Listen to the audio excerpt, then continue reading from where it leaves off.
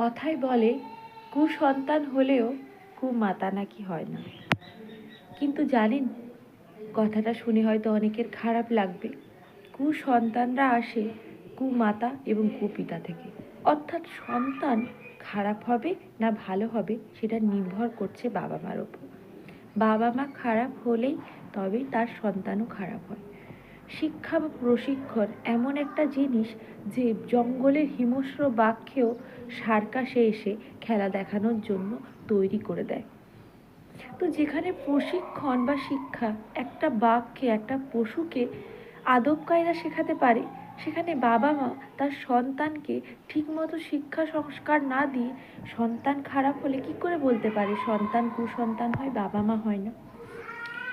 বাবা মা যেমন তার সন্তান ঠিক তেমনই হয়।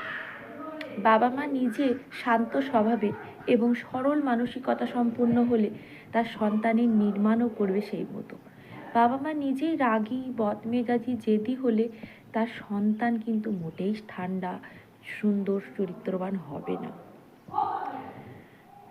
এবং আমি মনে করি একজন মানুষ কীরকম, তার একটা সেটা মাপার একটা মানদণ্ড কখনোই এটা হতে পারে না যে তারা বাবা মা। বাবা মা মানেই যে তারা মহাপুরুষ তা তো না, তারাও মানুষ, তাদেরও বিভিন্ন রকম ভুল ত্রুটি আছে। তো সব থেকে বড় কথা, আপনার হাতে যখন বাচ্চাটি এসেছে তখন সে একটা কাদা মাটির মতো। সেটা দিয়ে আপনি মহিষাসুরের প্রতিমা করবেন না মহিষাসুর মর্দিনী মা দুর্গার প্রতিমা গড়বেন, সেটা আপনার উপর নির্ভর করছে। তাই আপনার সন্তানের নির্মাণের জন্য আপনি দায়ী।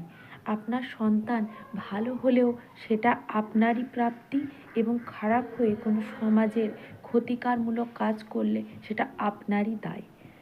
কারণ যখন সন্তানটি জন্মেছে সে তো খেতে জানতো না, হাঁটতে জানতো না, চলতে জানতো না, কথা বলতে জানতো না, অবোধ বালক। সেই অবোধ বালককে সমাজের আদব কায়দা আপনি শিখিয়েছেন, সেই জন্যই আপনাকে সেই দায় নিতে হবে। কুমাতা পিতাও হয় এবং সেটার প্রমাণ পাওয়া যায় তার সন্তানকে দেখে। সন্তানরা হচ্ছে বাবা মার প্রতিচ্ছবি।